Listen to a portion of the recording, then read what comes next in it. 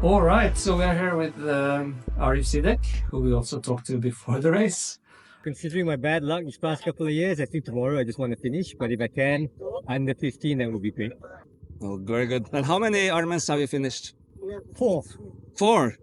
Very So good. this would be my fifth, hopefully. But 4 out of 7 starts. So Okay. And you were a four-time Ironman finisher. This was your Correct. 8th attempt. That is correct. So what made you sign up for this race in Langkawi? Stupidity. No. Okay, I walked away from Ironman racing 12 years ago, having finished Ironman Melbourne in 2012 with the personal best time, and I thought that was as good as it gets. So I walked away and said I don't want to do any more long distance racing.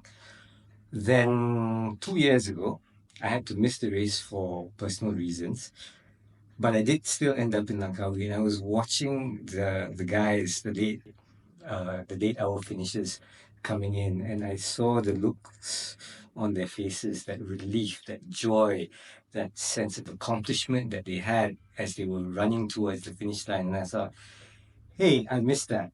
So let's try and do it again. Let's see what I can do 12 years later, and that was it. I mean, the rest was history. So I signed up for 2023, and the rest was history. Okay.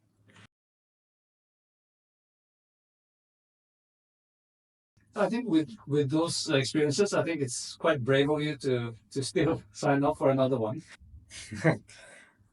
Brave, maybe, yeah. I would think stupidity as well. But no, because I knew that I could do it. So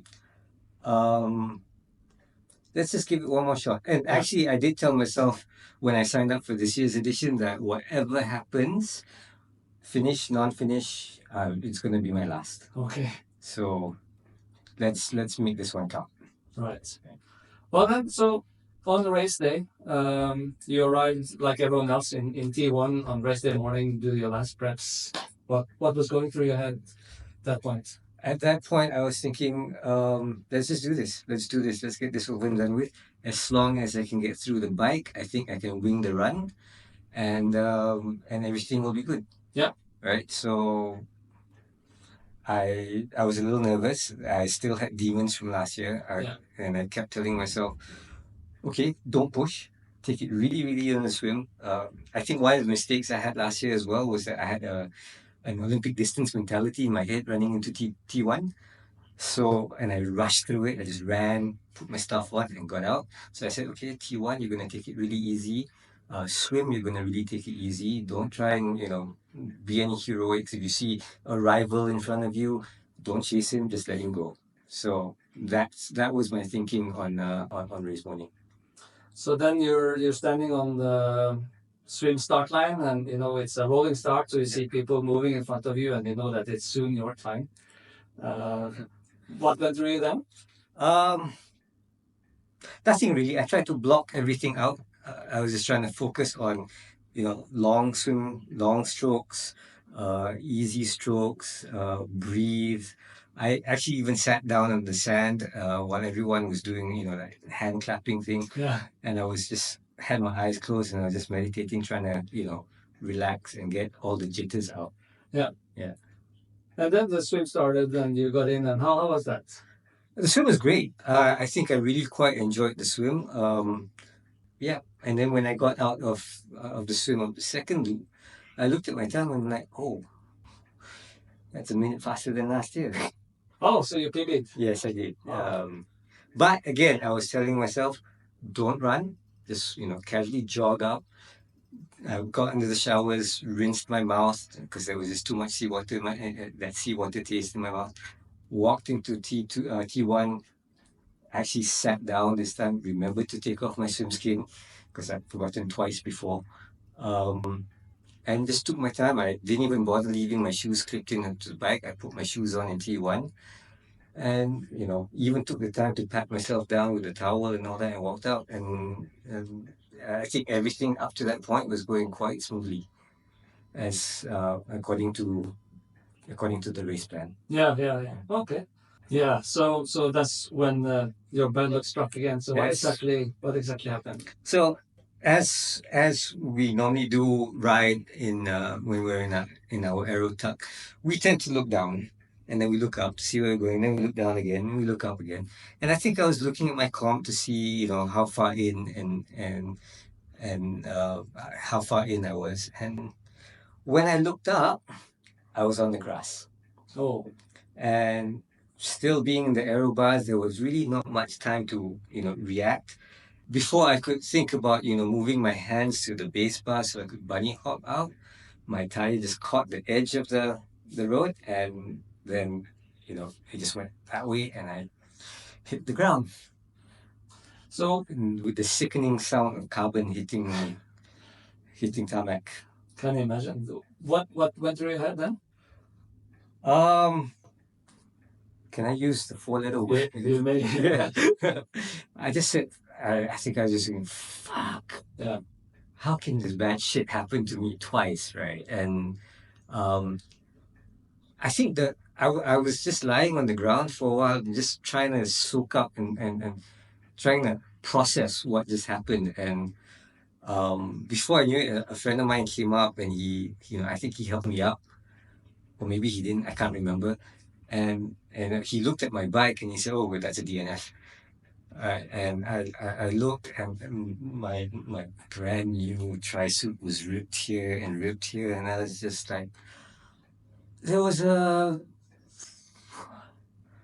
frustration. Mm.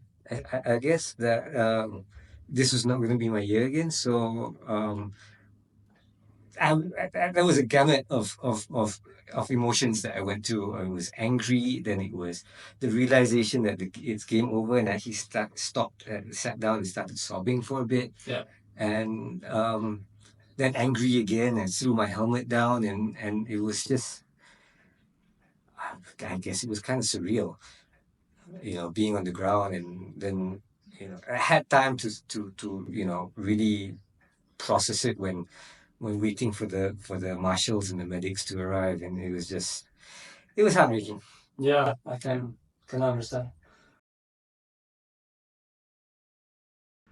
Now I didn't know how to get back to the hotel. Yeah.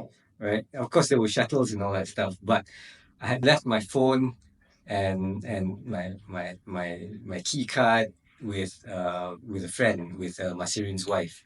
I didn't know how to get in touch with her, so I walked out, and fortunately, I bumped into another friend who were neighbors with them, and he managed to call her and get in touch with her. And then another friend had a motorbike, so he took me back on his motorbike. It took a while before I could kind of. You just had to sit down and breathe and calm myself down before I managed to take a shower, and after that I went back out to cheer everyone on. At the same time, I went to the medic tent to get myself redressed and all that, and yeah, that was it. That was pretty much my day. The rest of the day just became I just became a spectator. I became a supporter, accidental supporter. Accidental supporting. Yeah. But I know, I mean, I have had, as you know, people close to me DNFing and friends DNFing.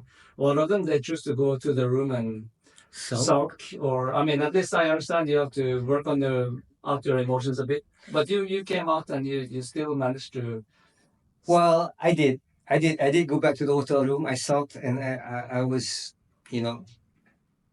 this is not the way to spend it. I mean, look, you've got friends who are out there, first timers. You've got friends who are out there, your training buddies who you battled with during those training sessions and all that stuff. And let's just get out there and give them a cheer. And I'm sure they'll be, looking out for me on the course as well and not seeing me, especially on the run course when you pass each other quite a number of times. And I kind of like to let them know that I'm okay. Yeah.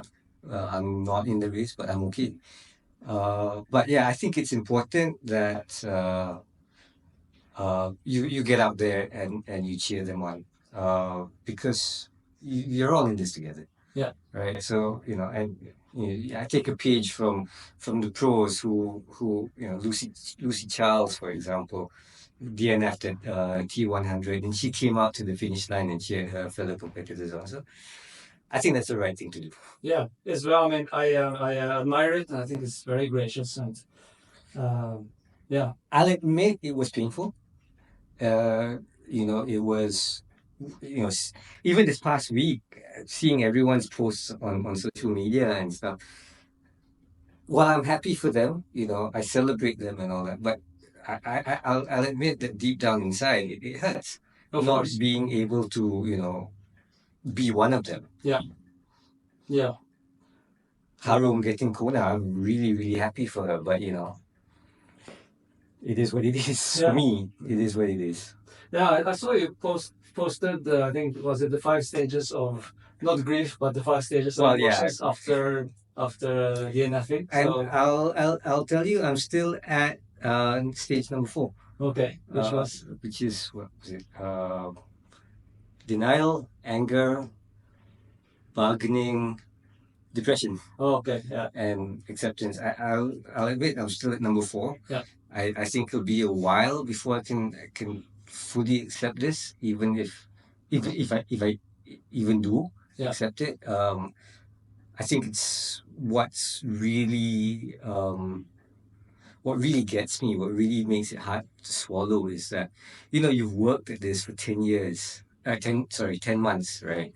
It's 10 months of grueling training every week, 16, 17 hours, 15 hours, whatever it is, for that one moment to cross that finish line. I know everyone says the Ironman journey is the whole training thing, and the race is just icing on the cake. It's just that I didn't get the icing, right? And it's very hard because, I mean, if you were injured, or if you were, if and it's 2 years in a row, right? Yeah. And both times it was things, whether it was out of my control. To have everything, all of that, come down to one split second in time, that one moment, that one little lapse of concentration, it's frustrating. Yeah. You know? I fully understand, because even if you have a bad race, I mean, even if you finish but you have a bad race, you can still be depressed for the same reason that Yeah. it takes so long to prepare, and it's at least usually a year for the next time.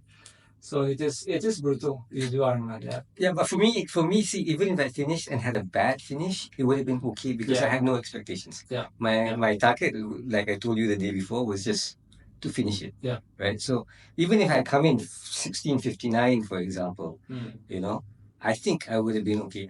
Then I would know. I'd be able to go back and analyze and figure out what went wrong and why it happened. Right. But it's just something that, and you're down. Yeah. And that's it. So it's a lot harder to process.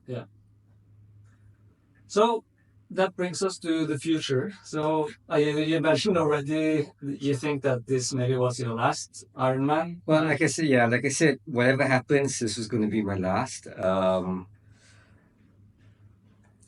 And this is where I think the story gets a little depressing. During the last few months of training for this year's Ironman, I think I went through burnout, and I think the long hours, bike riding, going on these long bike rides used to be fun, and it got to a point, and we haven't even hit the long 6-hour rides yet, where I was actually dreading the long rides, and I remember looking at my TP and saying, "Oh, you've got a bike session today. Oh my God, it looks like a tough one." And I was just procrastinating. I mean, this is supposed to be fun for us, right? But it started not becoming fun. And then I just, accepted that mentally, maybe emotionally, I was just broken. But it was just okay. You've got 2 months to go. Let's just finish this. Let's just get over it and done with. Yeah. At least I've got friends to go ride out with. I'm not riding alone. And I began to dread those long training sessions. My numbers were going up. It looked great, but